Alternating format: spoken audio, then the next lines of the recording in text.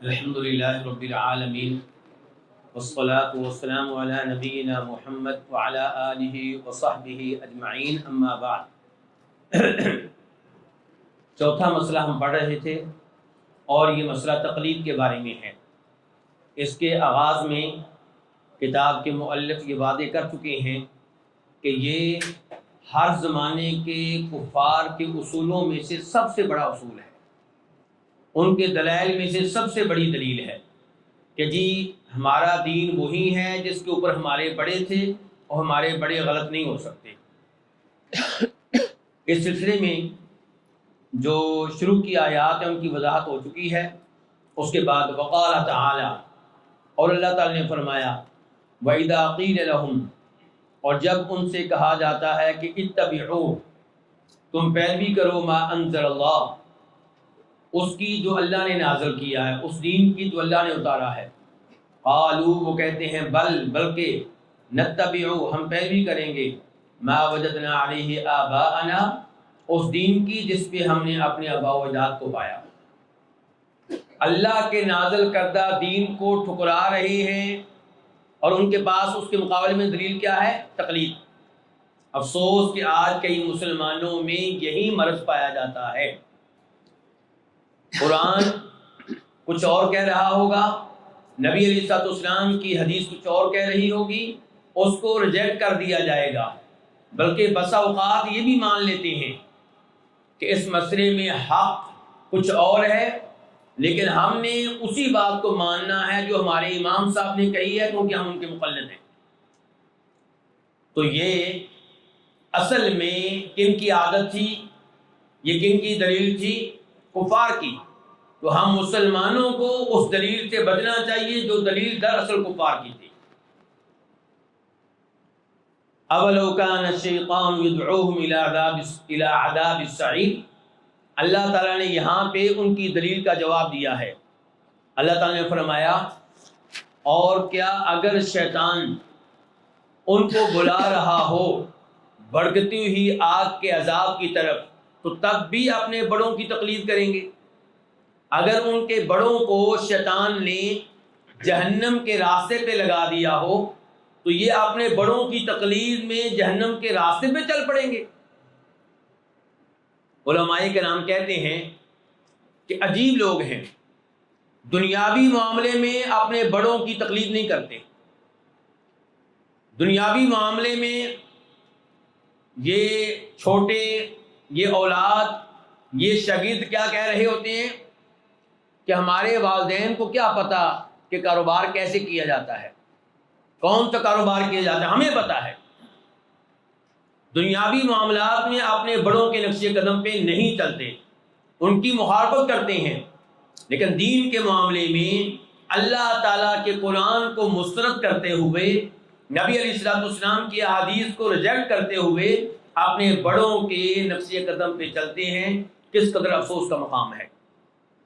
فَأَتَاهُمْ بِقَوْلِهِ، تو نبی علیہ السلام ان کے پاس تقلید کے مقابلے میں اللہ کا یہ فرمان لے کر آئے، قُلْ إِنَّمَا أَعِدُكُمْ بِوَاحِدَةٍ، اللہ تعالیٰ کہتے ہیں کہ اے نبی صلی اللہ علیہ وسلم آپ ان سے کہہ دیں میں تمہیں ایک چیز کی نصیحت کرتا ہوں، وہ کیا کہ ان تقوموا للہ مثنی و فرادا، کہ تم اللہ کے لیے کھڑے ہو جاؤ دو دو کر کے، ایک ایک کر کے۔ کیا مطلب؟ جب تم اپنی پوری قوم میں ہوتے ہو تو اپنی پوری قوم کے ساتھ ساتھ تم وہی حرکتیں کرتے ہو جو تمہاری قوم کرتی ہے، اور میری تمہیں نصیحت یہ ہے کہ الگ ہو کر سوچو حق کیا ہے، یعنی کہ تقلید سے بعد آ جاؤ، دو آدمی مل کے بیٹھ کے سوچو، ثم تتفکروا، پھر تم غور و فکر کرو، ما بصاحبکم من جنہ، ما استفہامیہ بھی ہو سکتا ہے، نافیہ بھی ہو سکتا ہے۔ ما بصاحبکم من جنہ، تمہارے صاحب میں کوئی جنون نہیں ہے، کوئی پاگل پن نہیں ہے۔ تمہارے صاحب میں، یہ نہیں کہا کہ تمہارے نبی میں، تمہارے صاحب میں۔ کیا مطلب؟ کہ یعنی کہ آج تم جس کو نعوذ باللہ مینٹل دیوانہ کہہ رہے ہو، یہ وہی ہے جو 40 سال تمہارے ساتھ رہا ہے۔ صاحبکم، یہ تمہارا ساتھی ہے، تم میں زندگی گزاری ہے، اس وقت تم کہتے تھے یہ امین ہے، یہ صادق ہے، یہ اخلاق کا عظیم پیکر ہے، تمہیں کوئی عیب نظر نہیں آیا۔ جو ہی توحید کی دعوت دی ہے تو تمہیں عیب نظر آنے شروع ہو گئے۔ اب کہتے ہو کہ مجنون ہے۔ ما بصاحبکم من جنہ، تمہارے صاحب میں کسی قسم کا کوئی جنون نہیں ہے۔ من کیا ہو جائے گا؟ زائدہ للتوکید، یا پھر ماں کو استفہامیہ بنا لیں کہ تمہارے صاحب میں کیا جنون ہے، بتاؤ کون سا جنون ہے، کون سی پاگلوں والی بات کی ہے اس نے؟ وہ تم سے کہتا ہے ایک اللہ کی عبادت کرو، کیا یہ پاگل پن ہے؟ وہ کہتا ہے نماز پڑھو، کیا یہ پاگل پن ہے؟ وہ تمہیں سچائی کا حکم دیتا ہے، سیدھا رحمی کا حکم دیتا ہے، وہ تمہیں فرار سے منع کرتا ہے، دھوکے سے منع کرتا ہے، کیا یہ پاگل پن ہے؟ کون سی چیز ہے اس میں سے پاگل پن والی؟ اور پھر اللہ تعالی نے کہا اتبعوا ما انزل الیکم من ربکم، تم پیروی کرو اس دین کی جو تمہارے اوپر تمہارے رب کی طرف سے نازل کیا گیا ہے۔ اللہ کی طرف سے کیا نازل کیا گیا؟ ایک قرآن اور ایک حدیث، دونوں چیزیں اللہ کی طرف سے آئی ہیں، ان دونوں کی پیروی کرو۔ تو اللہ نے قرآن و حدیث کی پیروی کا حکم دیا ہے، بڑوں کی تقلید کا حکم نہیں دیا۔ وَلَا تَتَّبِعُوا مِن دُونِهِ أَوْلِيَاءَ، اور اس کے علاوہ جو اولیاء ہیں ان کی پیروی نہ کرو۔ قَلِيلًا مَا تَذَكَّرُونَ، بہت کم تم نصیحت حاصل کرتے ہو۔ اب چونکہ وقت بہت کم ہے تو ہم نے تیز رفتاری سے پڑھنا ہے، تو میں چاہوں گا آپ کی توجہ 100% مسجد میں ہی رہے۔ جی شیخ صاحب، اکثریت کے عقیدہ و دین کو حجت ماننا بغیر کسی دلیل کے، اکثریت کے عقیدہ و دین کو حجت ماننا، یہ سمجھنا کہ اکثریت غلط نہیں ہو سکتی۔ اور آج ہمارے ہاں بھی کئی جماعتوں کو بڑا فخر ہے اپنی اکثریت پہ۔ وہ سلفیوں کو کہتے ہیں، اہل حدیث کو کہتے ہیں تمہاری تعداد کیا ہے، تمہاری حیثیت کیا ہے؟ جبکہ حق و باطل پہ ہونے کا معیار تعداد نہیں ہے۔ ہاں اگر اکثریت کے پاس دلیل ہو تو پھر دلیل کو لیا جائے گا، بلکہ ہمارے کئی اہل الحدیث بھی دیکھا گیا ہے کہ وہ فقہی احکام و مسائل پڑھتے ہوئے اکثریت کے لفظ سے، جمہور کے لفظ سے بڑے مروب ہو جاتے ہیں، بہت متاثر ہو جاتے ہیں، یار یہ سارے کیسے غلط ہو سکتے ہیں، اتنے بڑے بڑے امام۔ نہیں میرے بھائی، اکثریت کبھی بھی اسلام میں معیار نہیں ہے، لیکن اس میں کوئی شک و شبہ نہیں کہ اگر کوئی ایسا فقہی مسئلہ ہے جس میں ایک طرف اکثریت ہے، دوسری طرف چند علماء کرام ہیں، تو وہاں پہ ذرا رک جائیں، ٹھہر جائیں، غور کریں۔ اتنی جلدی اکثریت کو غلط اور مرجوع اور ضعیف قرار نہ دیں، لیکن غور کرنے کے بعد دلائل پہ اگر نتیجہ یہی نکلے کہ اکثریت کا قول کمزور ہے، حدیث ان کا ساتھ نہیں دے رہی، تو پھر اکثریت کو چھوڑنے میں کوئی حرج نہیں ہے۔ اور ایسے کئی مسائل ہیں جیسا کہ آپ جانتے ہیں۔ تو یہاں پہ کیا ہے جی مسئلہ پانچواں، کہ بلا دلیل اکثریت کے عقیدہ و دین کو حجت ماننا۔ ان من اکبر قواعدہم، ان کے بڑے بڑے قاعدوں میں سے ایک قاعدہ یہ تھا، کیا تھا؟ الاغترار بالاکثر، اکثریت سے مرعوب ہونا، اکثریت سے دھوکہ کھانا۔ وَيَحْتَجُّونَ بِهِ عَلَى صِحَّةِ الشَّيْءِ، اور وہ اس کو دلیل بناتے تھے، کس کو؟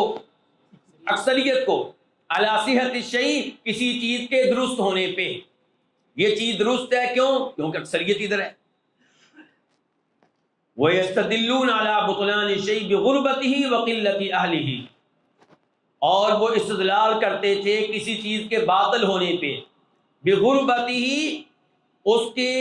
اس کی غربت سے، یعنی کہ یہ ایسا قول ہے جس کو اپنانے والے لوگ بہت کم ہیں، یہ ایسا قول ہے جس کو اختیار کرنے والے لوگ بہت کم ہیں، تو یہ چیز غریب ہے، یعنی کہ اس کو لینے والے بہت کم ہیں۔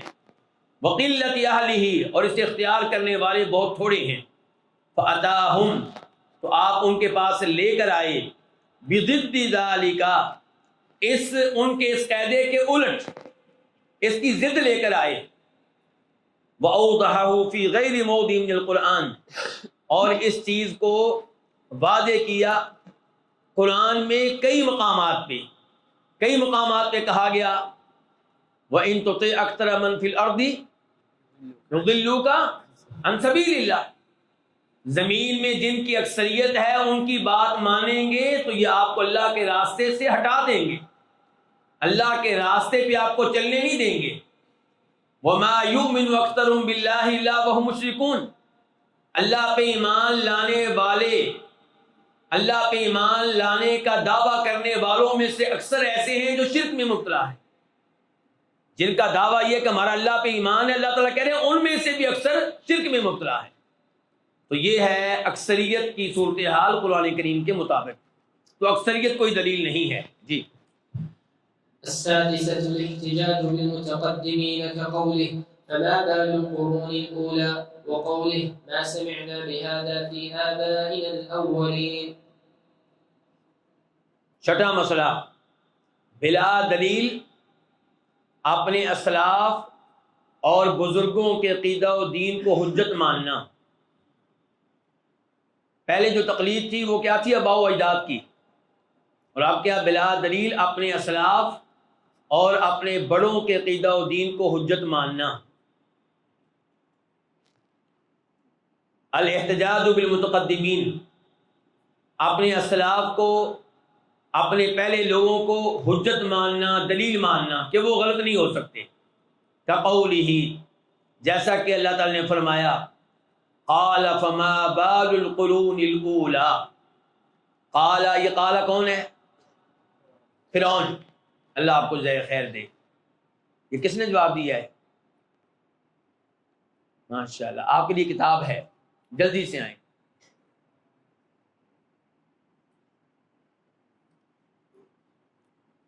یہ 5 انعامات ہیں میرے پاس کتابوں کی شکل میں، ماشاءاللہ، اللہ آپ کے علم و عمل میں برکتیں ڈالے۔ تو فرعون نے کہا موسیٰ علیہ السلام کی دعوت کے جواب میں، انہوں نے توحید کی دعوت دی، انہوں نے بتایا کہ عبادت کا حقدار کون ہے، رب کون ہے، تو فرعون کہنے لگا فما بال القرون الاولی، تو پہلے زمانوں کے جو لوگ تھے پھر ان کا کیا بنے گا؟ کیا وہ غلط تھے؟ القرون الاولی، پہلے زمانے کے لوگ، بال حال، ان کا کیا حال ہے، ان کا کیا بنے گا؟ پھر وہ کیا وہ غلط ہو سکتے ہیں؟ کیا وہ جہنم میں جائیں گے؟ تو یہ دلیل دے رہا ہے کون؟ فرعون۔ تو ایسی دلیل دینا یہ زمانہ جاہلیت کے لوگوں کا کام ہے۔ ایک طرف ایک آدمی آپ کو قرآن سنا رہا ہے، ایک طرف ایک آدمی آپ کو حدیث سنا رہا ہے، اور آپ اس کے مقابلے میں کیا کہہ رہے ہیں؟ تو کیا ہمارے فلاں جو عالم دین گزرے ہیں وہ غلط تھے؟ فلاں عالم دین نے بھی وحدت الوجود کے عقیدے پہ گفتگو کی ہے، کیا وہ غلط تھے؟ یہ کوئی دلیل نہیں ہے۔ آگے دوسری آیت پیش کی ہے ہمارے مؤلف رحمہ اللہ نے کہ ما سمعنا بهذا فی آبائنا الاولین، یہ کس سے کہا جا رہا ہے؟ نوح علیہ السلام سے۔ کس نے کہا؟ جواب دیا ہے۔ چلیں یہ کتاب آپ کی۔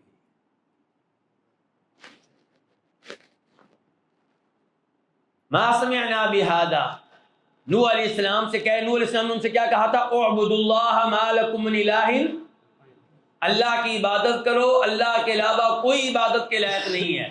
اس کے جواب میں کہہ رہے ہیں کہ ما سمعنا بهذا فی آبائنا الاولین، یہ چیز ہم نے اپنے پہلے آباء و اجداد میں نہیں سنی، یہ تم نئی دعوت لے کر آئے ہو، نئی بات کر رہے ہو۔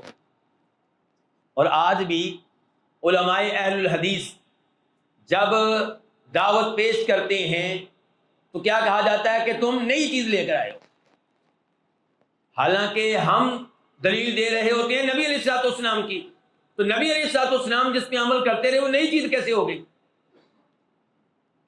تو بہرحال یہ دلیل پیش کرنا اپنے بڑوں کی کہ ہمارے بڑوں نے اس پہ عمل نہیں کیا، بڑے یہ نہیں کرتے تھے، تو یہ زمانہ جاہلیت کے لوگوں کا استدلال ہے۔ واللہ تعالی اعلم۔ جی السابعة الاستدلال بقوم أعطوا قوا في الأفهام والأعمال وفي الملك والمال والجاه، فرد الله ذلك بقوله ولقد مكناهم فيما إن مكناكم فيه الآية، وقوله وكانوا من قبل يستفتحون على الذين كفروا فلما جاءهم ما عرفوا كفروا به وقوله يعرفونه كما يعرفون أبناءهم. یہ ساتواں مسئلہ کیا ہے؟ اہل قوت کے عقیدہ و دین سے استدلال کرنا کہ وہی حق ہے. اہل قوت، وہ قوت کسی بھی میدان میں ہو، تو جو معاشرے کے اہم لوگ ہیں، اہل قوت ہیں، ان کے عقیدہ و دین سے استدلال کرنا کہ وہی حق ہے.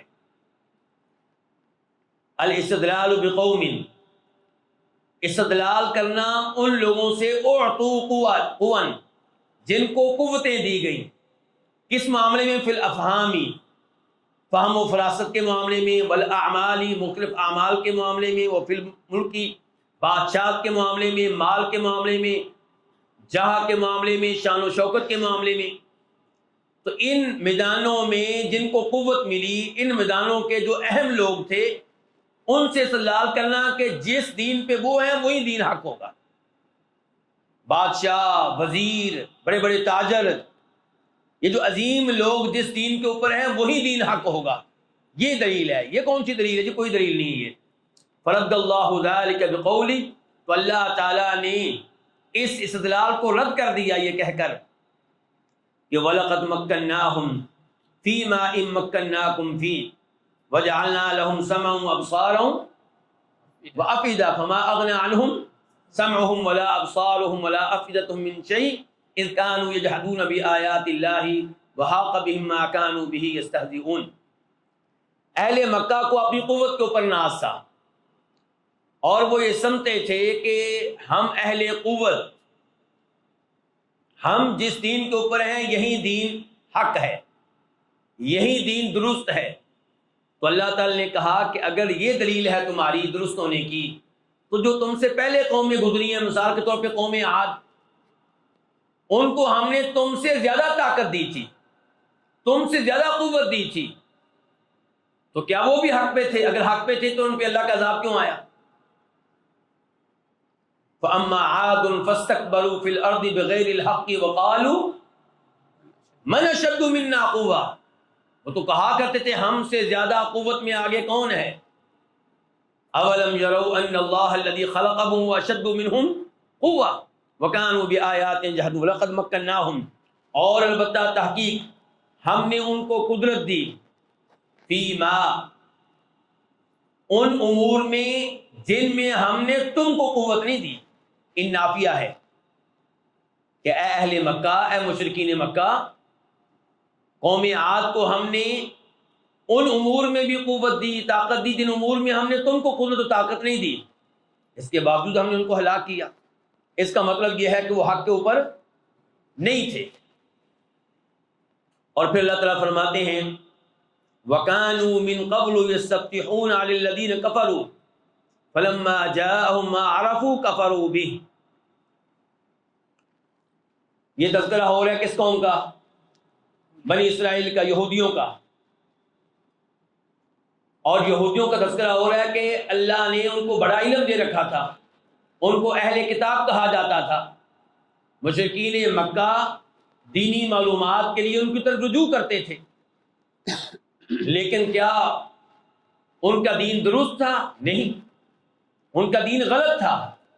تو جیسے ان کا دین غلط تھا اور علم میں ان کا آگے ہونا، عقل و شعور میں ان کا آگے ہونا، آسمانی کتابوں کے بارے میں جو معلومات ان کے پاس تھیں اس معاملے میں ان کا آگے ہونا ان کے حق پہ ہونے کی دلیل نہیں تھا. تو آج بھی اگر کچھ لوگ نحو و صرف میں، گرامر میں، ان چیزوں میں، منطق میں، کلام میں، فلسفہ میں وہ آگے ہیں تو یہ ان کے حق پہ ہونے کی دلیل نہیں ہے. وَكَانُوا مِن قَبْلُ يَسْتَفْتِحُونَ عَلَى الَّذِينَ كَفَرُوا، اور وہ اس سے پہلے فتح طلب کرتے تھے ان لوگوں کے خلاف جنہوں نے کفر کیا. الذین کفروا سے مراد کون ہے؟ اوس اور خزرج. اللہ آپ کو جزائے خیر دے. یہ لیں جی شیخ طلحہ، اوس اور خزرج یعنی کہ مدینہ کے لوگ کفار. اور یہ یہودی جو تھے ان کی جب لڑائی ہوتی تھی مسلمانوں کے مدینہ میں آنے سے پہلے، نبی علیہ السلام کے نبی مقرر ہو جانے سے پہلے، تو وہ کہا کرتے تھے ان قریب آخری نبی آنے والے ہیں، اس کی قیادت میں ہم تم سے لڑیں گے اور تمہیں شکست دیں گے۔ فلما جاءہم، تو جب وہ نبی آ گیا، جب آ گیا ان کے پاس کیا آ گیا؟ ما عرفوا، جس نبی کو یہ پہچانتے ہیں، جس حق کو یہ پہچانتے ہیں، کفروا بہ، علم ہونے کے باوجود اس کے ساتھ کیا کیا ہے؟ کفر کیا ہے۔ تو علم کی قوت میں یہ آگے تھے، اس کے باوجود باطل کے اوپر تھے، حق کے اوپر نہیں تھے۔ اللہ نے ان کے بارے میں یہ بھی کہا یعرفونہ، یہ نبی کو ایسے پہچانتے ہیں صلی اللہ علیہ وسلم، کما یعرفون ابناءہم، جیسے پہچانتے ہیں اپنے، لیکن کیا حق کو قبول کیا؟ علم میں آگے تھے لیکن اس کے باوجود حق کو قبول نہیں کیا۔ تو جان لیں کہ ضروری نہیں جو حکومت کے لحاظ سے، بادشاہ کے لحاظ سے، مال کے لحاظ سے، علم کے لحاظ سے آپ سے آگے ہو، ضروری نہیں کہ وہ حق کے اوپر بھی ہو۔ آج آپ دیکھیں ٹی وی چینل پہ جو اینکرز بیٹھے ہوئے ہیں، یہ کسی مولوی کو بات ہی نہیں کرنے دیتے، باتیں کرنے میں شیر، اور عام آدمی کو کیا لگتا ہے کہ مولوی تو جاہل بیٹھا ہوا ہے ان کے سامنے، یہ ہے علم و شعور میں بہت آگے۔ نہیں، باتیں کرنے میں آگے ہونا، انگلش میں آگے ہونا اور دنیاوی معلومات میں آگے ہونا، یہ ان کے حق پہ ہونے کی دلیل نہیں ہے۔ جی الثامنة الاستدلال على بطلان الشيء بأنه لم يتبعه إلا الضعفاء كقوله أنؤمن لك واتبعك الأرذلون وقوله أهؤلاء من الله عليهم من بيننا فرده الله بقوله أليس الله بأعلم بالشاكرين۔ یہ 8واں مسئلہ پہلے 7ویں مسئلے کے بالکل الٹ ہے۔ 7واں مسئلہ کیا تھا کہ زمانہ جاہلیت کے لوگ یہ سمجھتے تھے کہ حق پہ وہی ہیں جن کو اللہ تعالیٰ نے قوت دے رکھی ہے، بادشاہت میں، مال میں، جاہ و جلال میں، شان و شوکت میں۔ اور 8واں مسئلہ یہ ہے کہ وہ لوگ یہ سمجھتے تھے کہ جس دین کے اوپر معاشرے کے کمزور لوگ ہیں وہ حق نہیں ہو سکتا، وہ غلط ہی ہوگا، کیونکہ اگر یہ دین حق ہوتا تو اس کو اپنانے والے کمزور لوگ نہ ہوتے، اس کو اپنانے والے اہم لوگ ہوتے۔ تو الاستدلال، استدلال کرنا علی بطلان شیء، کسی چیز کے باطل ہونے پہ، بأنہ، اس بات کے ساتھ کہ انہ لم یتبعہ الا الضعفاء، کہ اس کی نہیں پیروی کی مگر کس قسم کے لوگوں نے؟ کمزور لوگوں نے۔ کقولہ تعالی، بات آگے بڑھانے سے پہلے آپ کو یاد ہوگا ہرقل کے دربار میں گفتگو کس سے ہو رہی ہے؟ ابو سفیان رضی اللہ تعالیٰ عنہ سے، جو اس وقت مسلمان نہیں ہوئے تھے۔ آپ کو یاد ہوگا کہ صلح حدیبیہ کے بعد نبی علیہ الصلوۃ والسلام نے مختلف بادشاہوں کو لیٹر لکھے تھے، ان کو دعوت دی تھی توحید کی، اسلام قبول کرنے کی۔ تو بادشاہ بہت حیران ہوا کہ یہ کون ہے جو مجھے اس انداز سے مخاطب کر رہا ہے کہ اسلم تسلم، مسلمان ہو جاؤ اچھے رہو گے ورنہ تمہاری خیر نہیں ہے۔ تو اس نے کہا کہ اس کی قوم کے کچھ لوگ میرے پاس لائے جائیں تاکہ اس آدمی کے بارے میں معلومات لے سکوں۔ لایا گیا، مختلف معلومات لی، مختلف سوال ہوئے۔ ایک سوال یہ تھا کہ اس آدمی کے پیروکار معاشرتی طور پہ کیسے ہیں، معاشرے کے معزز لوگ ہیں یا معاشرے کے کم تر لوگ، کمی لوگ ہیں؟ تو اس نے کہا تھا کہ اس کی پیروی کرنے والے وہ لوگ ہیں جو ہماری نگاہوں میں انتہائی حقیر ہیں۔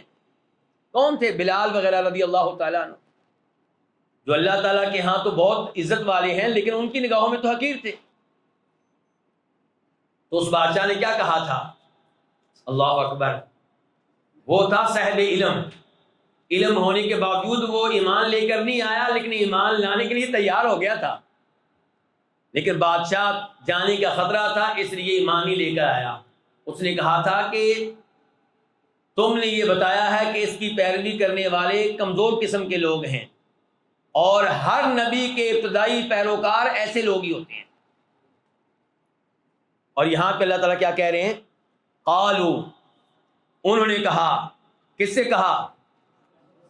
نوح علیہ السلام سے۔ اب کس نے جواب دیا ہے؟ یہ پہلے کافی سارے لوگ ہیں لگتا ہے، چلیں آپ آئیں جی، آپ آئیں۔ یہ ماشاءاللہ کتاب ہے دم وغیرہ کے معاملے میں، تعویذ کے معاملے میں اچھی کتاب ہے. اللہ آپ کے علم و عمل میں برکت ڈالے.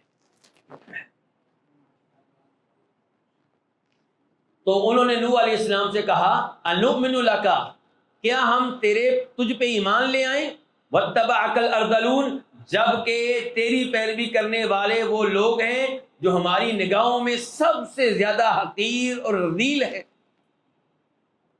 یعنی کہ اگر تو حق پہ ہوتا، تجھ پہ ایمان لانے والے لوگ کون ہوتے؟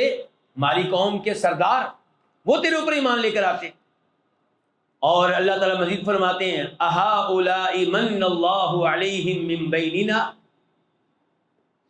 یہ اب گفتگو ہو رہی ہے امت محمد کے بارے میں صلی اللہ علیہ وسلم.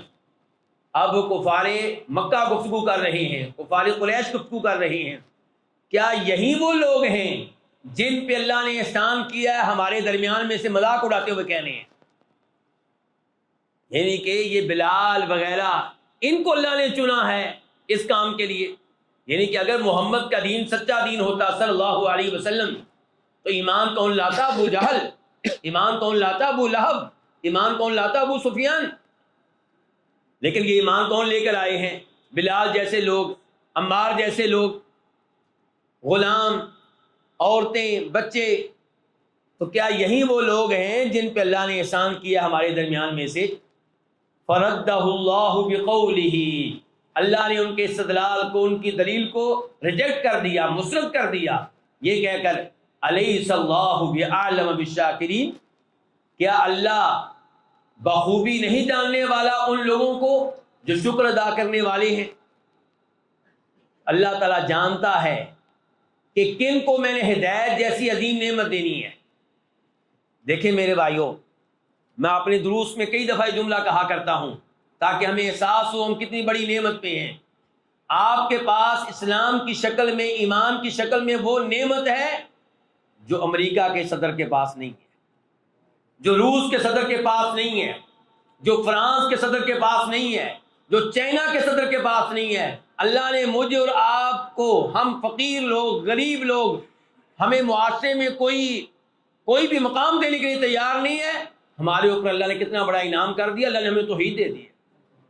ہمارے دائیں بائیں بڑے بڑے ایم پی اے، ایم این اے، تاجر قبروں کو سجدہ کرتے ہیں، اللہ نے ہمیں اس سے بچایا ہوا ہے. اپنے جیسے گندے انسانوں کے پاؤں چوم رہے ہوتے ہیں، اللہ نے ہمیں اس سے بچایا ہوا ہے. کتنا بڑا اللہ کا انعام ہے. تو اللہ بہتر جانتا ہے کہ میں نے اپنے اس انعام سے کس کو نوازنا ہے، کس کو نہیں نوازنا. الیس اللہ بعالم بالشاکرین.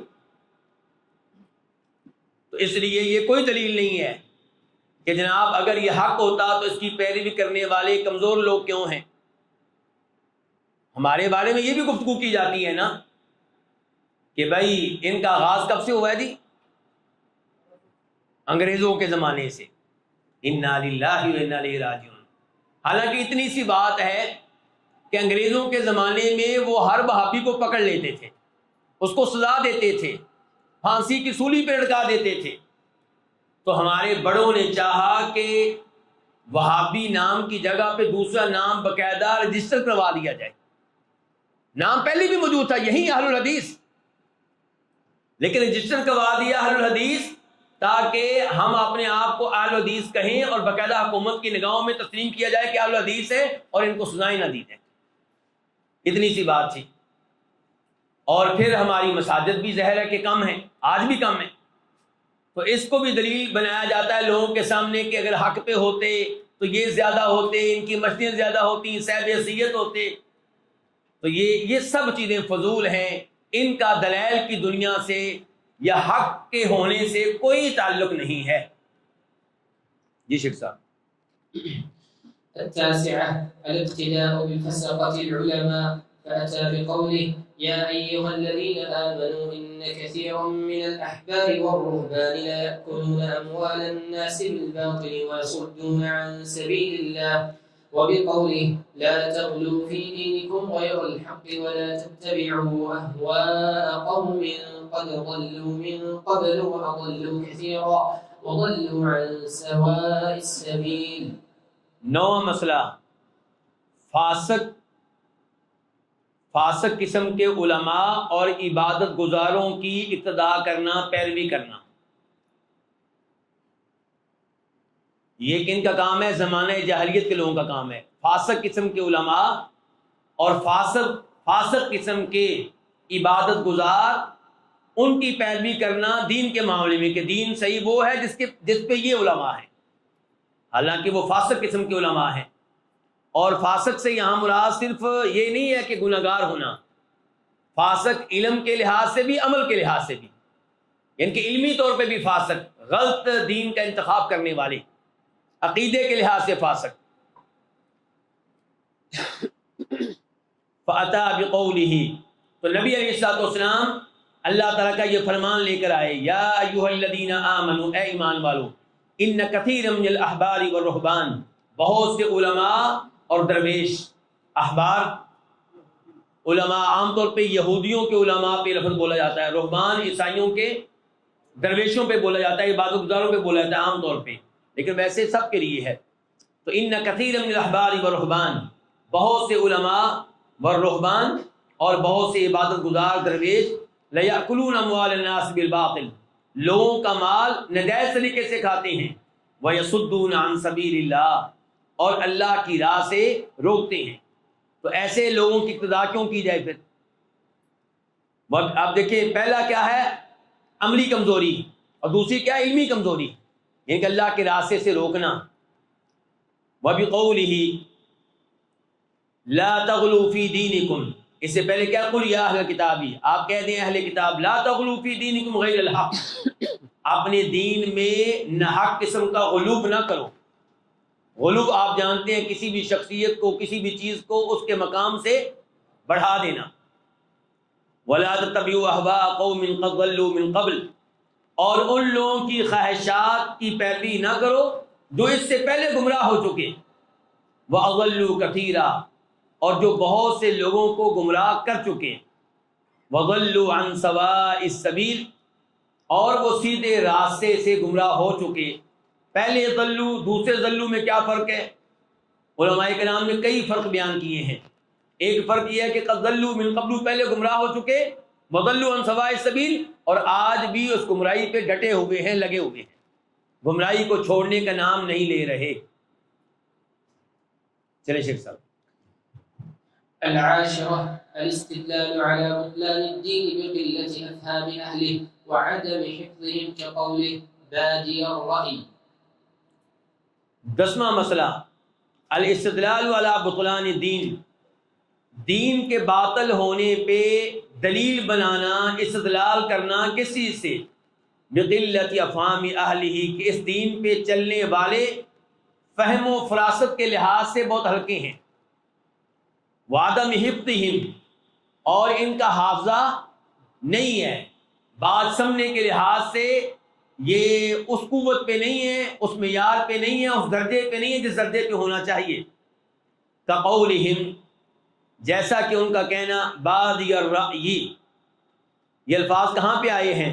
فقال الملأ الذین کفروا من قومہ ما نراک الا بشرا مثلنا وما نراک اتبعک الا الذین هم اراذلنا بادی الرأی۔ نوح علیہ السلام کی قوم کے سرداروں نے کہا کہ اے نوح، ہم تو آپ کو دیکھتے ہیں کہ آپ ہماری طرح کے بشر ہیں، تو کیسے نبی مان لیں آپ کو؟ تو بھی بشر، ہم بھی بشر، اور جہاں تک تعلق ہے تیرے پیروکاروں کا، تو وہ کون ہے؟ ہم اراذلنا، جو ہم میں سے سب سے زیادہ رذیل قسم کے لوگ ہیں، حقیر قسم کے لوگ ہیں، نکمے قسم کے لوگ ہیں۔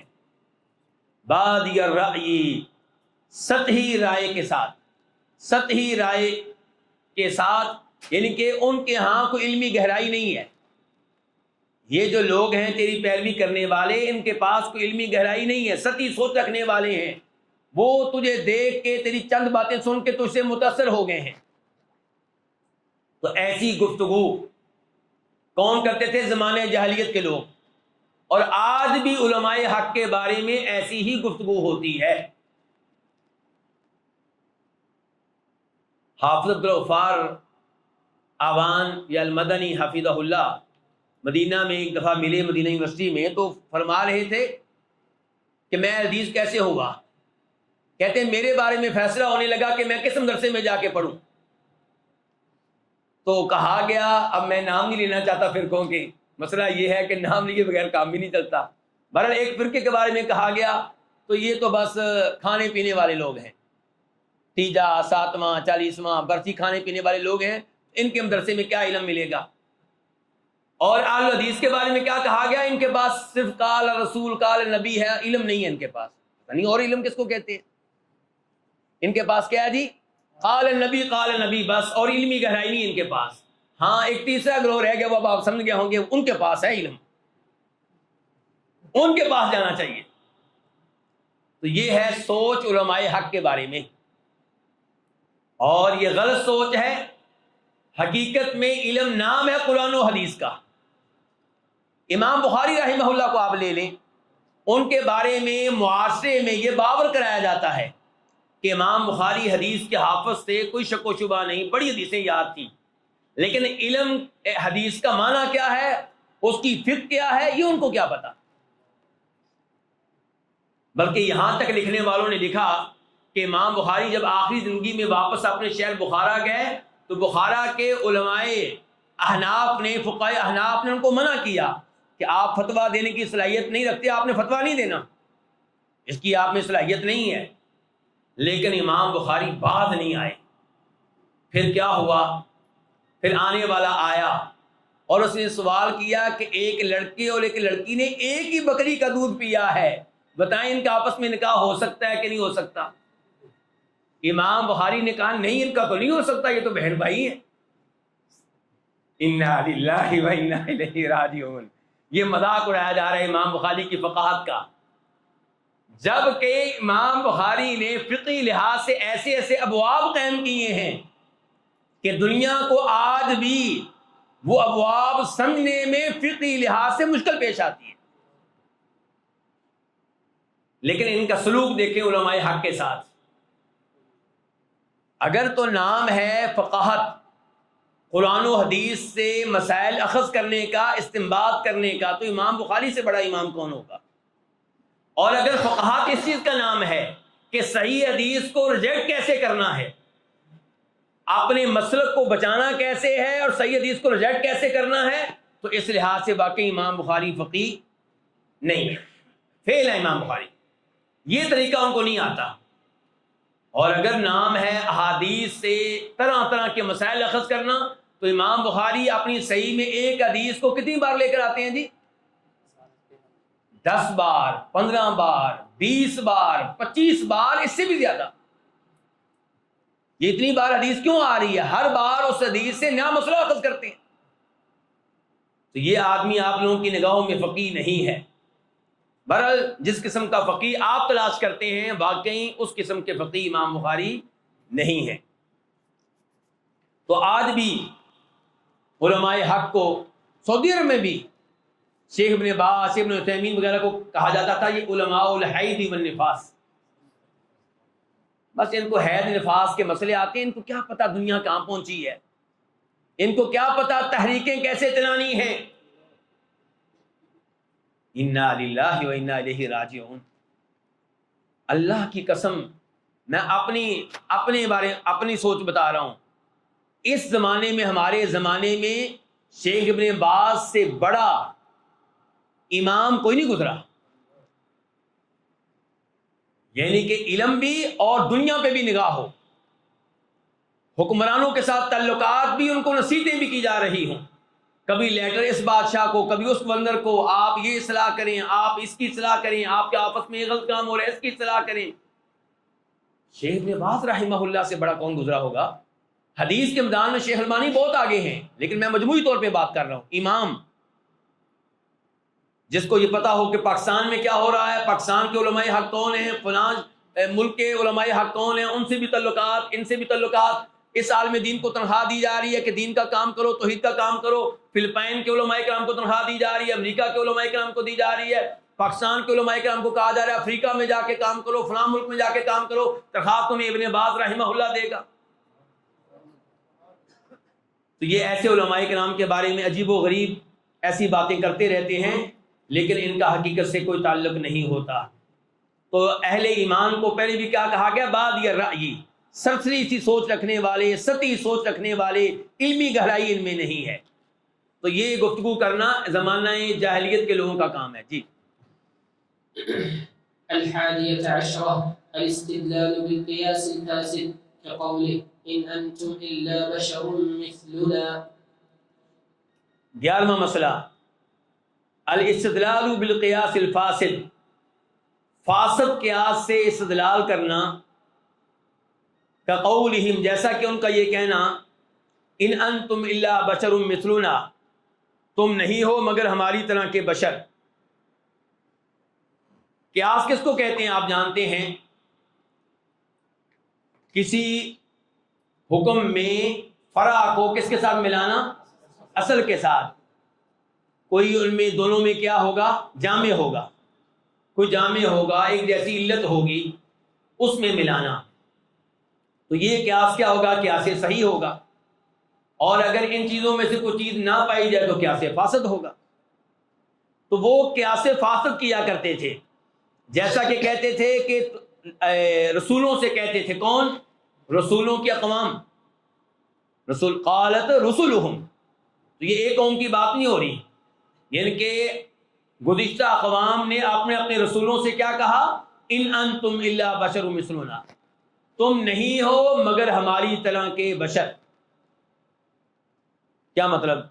ہم بھی بشر ہیں، تم بھی بشر ہو، تو جب ہم رسول نہیں بن سکتے تم کیسے بن سکتے ہو؟ یہ ان کا قیاس ہے، اور یہ کیا ہے؟ قیاس فاسد، یعنی کہ بشر جو ہے وہ بشر کے لیے رسول نہیں بن سکتا، رسول ہوتا تو کوئی فرشتہ ہوتا۔ تو اللہ تعالیٰ نے کیا جواب دیا اس کا؟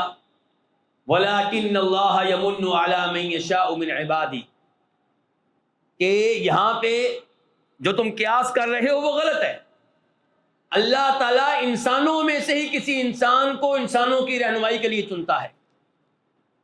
سب انسان ایک جیسے نہیں ہیں، کوئی عالم ہے، کوئی جاہل ہے، کوئی متقی ہے، کوئی گنہگار ہے، تو انسانوں میں فرق ہوتا ہے۔ تو اس لیے انسانوں میں سے ہی کئی لوگوں کو اللہ تعالیٰ نے رسالت کے لیے، نبوت کے لیے چن لیا ہے، تو تمہارا یہ قیاس جو ہے یہ فاسد ہے، یہ غلط ہے، یہ ویسا ہی قیاس ہے جیسا قیاس کس نے کیا تھا؟ ابلیس نے کیا تھا۔ کیا کہا تھا اللہ تعالیٰ سے؟ انا خیر منہ، کہ میں اس سے بہتر ہوں، کیونکہ تو نے مجھے کس سے پیدا کیا ہے؟ آگ سے، اس کو پیدا کیا مٹی سے، اور آگ مٹی سے بہتر ہے، جبکہ یہ قیاس غلط ہے۔ کیوں؟ کس نے کہہ دیا کہ آگ بہتر ہے؟ آگ تو جلاتی ہے، آگ تو پورے گھر کا ستیہ ناش کر دیتی ہے، اور مٹی سے بلڈنگیں بنتی ہیں، گھر بنتے ہیں، بہت کچھ ہوتا ہے، بڑے فوائد ہیں مٹی میں۔ جی شیخ صاحب آگے پڑھیں۔ الثانية عشرة إنكار القياس الصحيح والجامع لهذا وما قبله، والجامع لهذا وما قبله عدم فهم الجامع والفارق۔ ہاں جی، 12واں مسئلہ قیاس صحیح کا انکار کرنا، یہ زمانے جاہلیت کے لوگوں کا کام ہے، اور ہم بھی اہل الحدیث الحمدللہ قیاس کو مانتے ہیں کہ نہیں مانتے؟ جی کون سے قیاس کو؟ قیاس صحیح کو ہم مانتے ہیں، قیاس فاسد کو نہیں مانتے، اور جو قیاس نص کے خلاف آئے وہ قیاس کون سا ہوتا ہے؟ وہ فاسد ہے، اس کو ہم نہیں مانتے، لیکن قیاس صحیح کو ہم مانتے ہیں۔ قیاس صحیح کا انکار زمانے جاہلیت کے لوگوں کا کام ہے۔ قیاس صحیح کیا ہے؟ کہ انسانوں کی ہدایت کے لیے انسان ہی ہونے چاہیے۔ انسانوں کی ہدایت کے لیے کون ہونے چاہیے؟ رسول کون ہونے چاہیے؟ انسان ہی ہونے چاہیے، کیونکہ اگر انسانوں کی ہدایت کے لیے فرشتے بھیجے گئے تو انسان کیا کہیں گے؟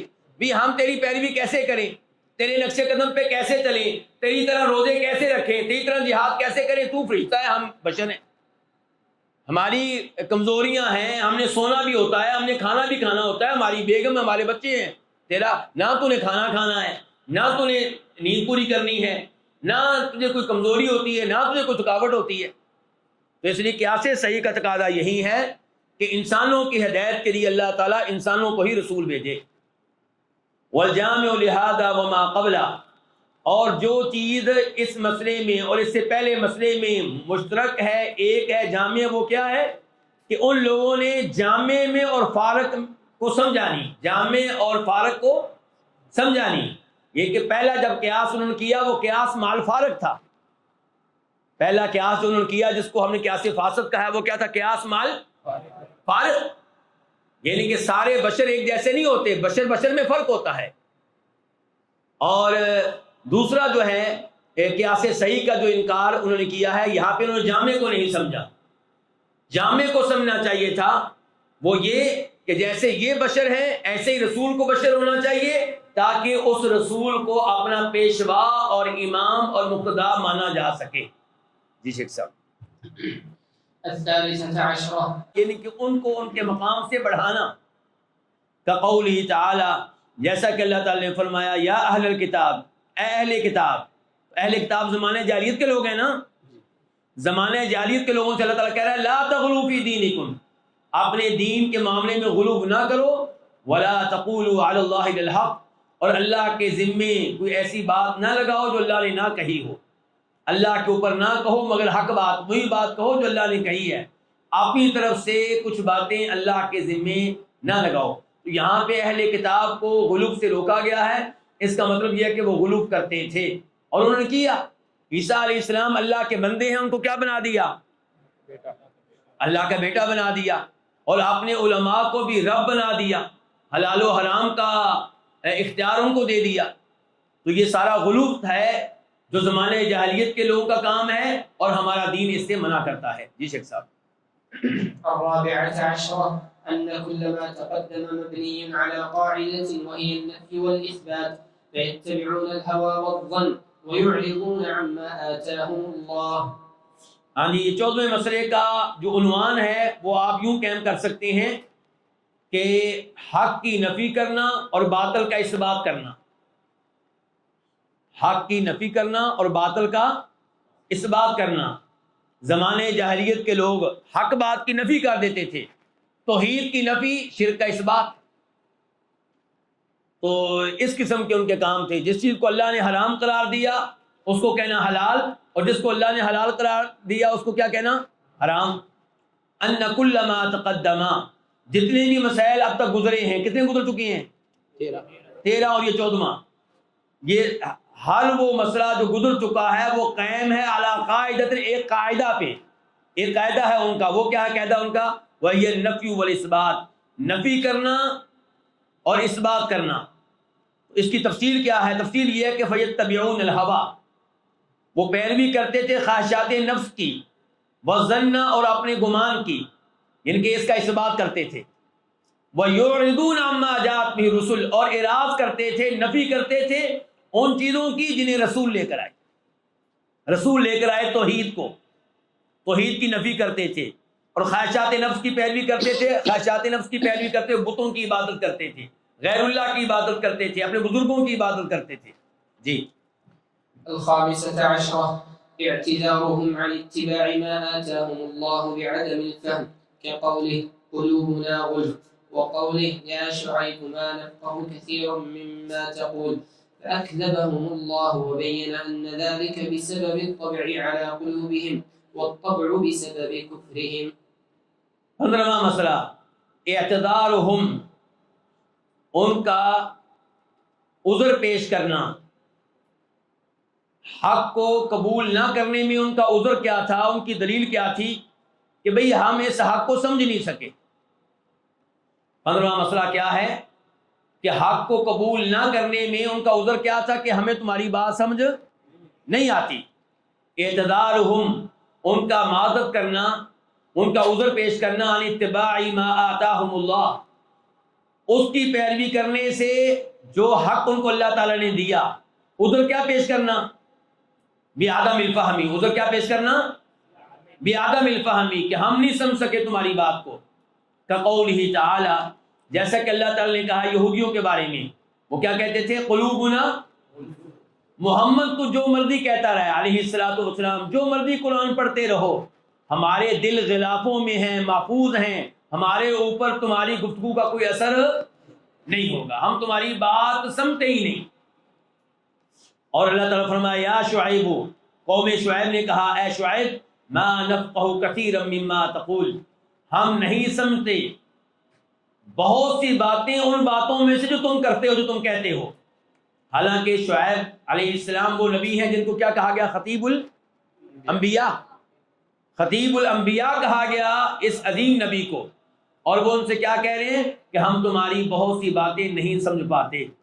فأکذبہم اللہ، اللہ نے ان کی بات کی تصدیق نہیں کی، اللہ نے ان کو جھوٹا قرار دیا۔ وبین، اور اللہ نے واضح کیا ان ذالک، کہ مسئلہ ہمارے نبی میں نہیں ہے، مسئلہ ہمارے قرآن میں نہیں ہے، مسئلہ کس میں ہے؟ فرمایا ان ذالک بسبب الطبع علی قلوبہم، مسئلہ یہ ہے کہ ان کے دلوں پہ اللہ نے مور لگا دی ہے۔ اور مور کیوں لگی ہے؟ بسبب کفرہم، ان کے کفر کی وجہ سے۔ یہ آیت پوری کریں نا، وقالوا قلوبنا بل لعنہم اللہ، بلکہ اللہ نے ان پہ لعنت کر دی ہے، اپنی رحمت سے ان کو دور کر دیا ہے۔ کیوں؟ بکفرہم، جب حق آیا تھا تب انہوں نے فوری طور پہ قبول نہیں کیا، بلکہ حق کی مخالفت کی، اللہ نے ان کے دلوں پہ مور لگا دی۔ فلما زاغوا ازاغ اللہ قلوبہم، جب ٹیڑھی چال چلے، ٹیڑھے راستے پہ چلے، اللہ نے ان کے دلوں کو ٹیڑھا کر دیا۔ چلیں شیخ صاحب۔ السادسة عشرة اعتياضهم عما آتاهم من الله بكتب السحر، كما ذكر الله ذلك في قوله نبذ فريق من الذين أوتوا الكتاب كتاب الله وراء ظهورهم كأنهم لا يعلمون واتبعوا ما تتلو الشياطين على ملك سليمان۔ 16واں مسئلہ اعتیاضهم عما آتاهم اللہ، جو کچھ اللہ نے ان کو دیا تھا، اللہ نے کیا دیا؟ قرآن دیا، اللہ نے حق دیا، اللہ نے ان کو تورات دی، تو جو کچھ اللہ نے ان کو دیا اس کے بدلے میں، اس کے عوض میں کیا اختیار کرنا؟ جادو والی کتابیں اختیار کرنا۔ تورات کو ریجیکٹ کر دیا اور جادو پہ مبنی کتابیں وہ لے لی۔ یہ کن کا کام ہے؟ یہ زمانہ جاہلیت کے لوگوں کا کام ہے، حق بات کو ٹھکرا کے دوسری کتابوں کو لینا۔ اور آج اگر قرآن کو ریجیکٹ کر کے کوئی اپنی کتابوں کو لیتا ہے، دوسری کتابوں کو لیتا ہے، تو ان کے نقش قدم پہ چل رہا ہے۔ کما ذکر اللہ، جیسا کہ اللہ نے ذکر کیا ہے۔ کیا کہا اللہ تعالیٰ نے؟ کما ذکر اللہ ذلک فی قولی، جیسا کہ اللہ نے اس کا تذکرہ کیا اپنے اس فرمان میں۔ نبذ فریق من الذین اوتوا الکتاب کتاب اللہ وراء ظہورہم، یہ آیت شروع سے پڑھی جائے گی پھر مسئلہ سمجھ میں آئے گا کہ ولما جاءہم رسول من عند اللہ، جب ان کے پاس اللہ کی طرف سے رسول آ چکا، مصدق لما معہم، یہ رسول تصدیق کرتا ہے اس کتاب کی جو ان کے پاس ہے، تورات کی، انجیل کی، تو پھر کیا ہوا؟ نبذ فریق من الذین اوتوا الکتاب، پھینک دیا اہل کتاب میں سے ایک گروہ نے، کس کو پھینک دیا؟ کتاب اللہ، اللہ کی کتاب کو، یعنی کہ تورات کو، وراء ظہورہم، اپنی پشتوں کے پیچھے، کأنہم لا یعلمون، گویا کہ یہ تورات کی باتوں کو جانتے ہی نہیں۔ حالانکہ اگر یہ تورات کو مانے تو فوراً نبی علیہ الصلوۃ والسلام پہ ایمان لے آئیں، کیونکہ تورات نے آخری نبی کی جو علامات بتائی ہیں وہ نبی علیہ الصلوۃ والسلام میں پائی جاتی ہیں، لیکن انہوں نے تورات کو قبول نہیں کیا، تورات کے بدلے میں جادو کی کتابوں کو اختیار کیا۔ واتبعوا، پہلی کتاب اس کو پس پش ڈال دیا، پیروی کس کی؟ واتبعوا ما تتلو الشیاطین علی ملک سلیمان، پیروی کی انہوں نے اس جادو کی جسے شیطان پڑھا کرتے تھے سلیمان علیہ السلام کے عہد حکومت میں، ان کی بادشاہت میں، ان کے زمانے میں۔ تو جادو کو اختیار کیا، نبی علیہ السلام کا مقابلہ جادو کے ذریعے کیا۔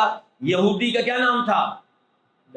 لبید بن عاصم نے آپ علیہ السلام پہ جادو کیا، تو یہ حرکتیں کرتے رہے، بجائے اس کے کہ تورات کی بات کو قبول کرتے، تورات میں جو آخری نبی کی نشانیاں آئی تھیں ان کو لیتے اور آپ پہ ایمان لے آتے۔ ایسا کام انہوں نے نہیں کیا۔ جی۔ السابعة عشرة نسبة باطلهم إلى الأنبياء كقوله وما كفر سليمان، وقوله ما كان إبراهيم يهوديا ولا نصرانيا۔ 17واں مسئلہ آپ نے باطل کی نسبت انبیاء کرام علیہم الصلوۃ والسلام کی طرف کرنا، یعنی کہ جس باطل کے اوپر لگے ہوئے ہیں کہنا کہ اسی باطل پہ فلاں نبی تھے، کقولہ تعالی، جیسا کہ اللہ نے فرمایا وما کفر سلیمان، سلیمان علیہ السلام نے کفر نہیں کیا۔ کیا مطلب؟ جادو نہیں کیا۔ ان کا دعویٰ یہ تھا کہ اگر ہم جادو والا عمل کرتے ہیں تو کوئی بڑی بات نہیں ہے، یہ نبی بھی کرتے نہیں ہیں۔ سلیمان علیہ السلام کی حکومت جادو کے زور پہ تھی۔ یہ کون کہہ رہے ہیں؟ یہودی۔ اللہ تعالیٰ کہتے ہیں نہیں، وما کفر سلیمان، جادو تو کفر ہے، ہمارے نبی ہیں سلیمان علیہ السلام، یہ کفر کیسے کر سکتے ہیں؟ انہوں نے کوئی ایسا کام نہیں کیا۔ اور مزید فرمایا اللہ تعالیٰ نے ما کان ابراہیم یہودیا ولا نصرانیا۔ اچھا، یہودی کیا کہتے تھے؟ ابراہیم علیہ السلام کون تھے؟ یہودی۔ عیسائی کیا کہتے تھے؟ ابراہیم علیہ السلام کون تھے؟ اللہ تعالیٰ نے کہا ما کان ابراہیم یہودیا ولا نصرانیا، ابراہیم علیہ السلام نہ یہودی تھے نہ عیسائی تھے، ولکن کان حنیفا مسلما، وہ مسلمان تھے، حنیفہ، ہر باطل دین سے ہٹ کر دین حق کے اوپر تھے، شرک سے ہٹ کر توحید کے اوپر تھے، وما کان من المشرکین، اور وہ مشرکین میں سے نہیں تھے۔ تو آپ نے باطل کی نسبت انبیاء کرام کی طرف کر دینا، اس کے اوپر بہت افسوس ہوتا ہے، یہ کہنا کہ فلاں نبی بھی اسی چیز کے اوپر تھا جس چیز کے اوپر ہم ہیں، آپ نے باطل کو درست قرار دینے کے لیے۔ جیسا کہ کئی دوستوں نے کہا ہوا ہے کہ عیسیٰ علیہ السلام جب آئیں گے تو کس دین کے اوپر ہوں گے؟ جی، حنفی ہوں گے۔ کیوں جی؟ اللہ تعالی ہم سب کو ہدایت دے۔ چلیں جی۔ الثامنة عشرة تناقضهم في الانتساب، ينتسبون إلى إبراهيم مع إظهارهم ترك اتباعه۔ 18واں مسئلہ، انبیاء کرام علیہ الصلوۃ والسلام کی طرف نسبت بھی کرنا اور ان کی مخالفت بھی کرنا۔ کن کی؟ انبیاء کی۔ تناقضهم فی الانتساب، ان کا متضاد ہونا نسبت کرنے کے معاملے میں۔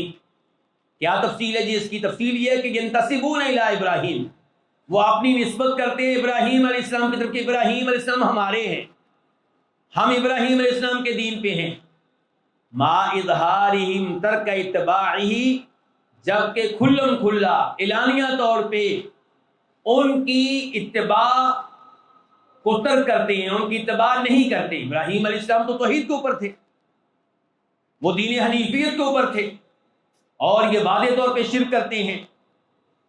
یہودی کہتے ہیں عزیر علیہ السلام اللہ کے بیٹے ہیں، کفر کرتے ہیں۔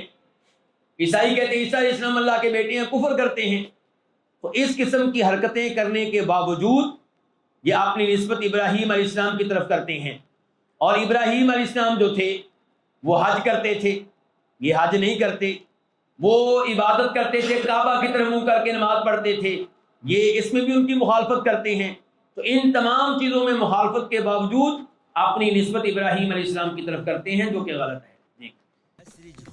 أسرج خيولك يا أخ الإيمان وانهض لبعث العلم في الأوطان، فالعلم ميراث الرسول أمانة صلى الله عليه وسلم، فالعلم ميراث الرسول أمانة فاز الحفيظ لإرثه الرباني.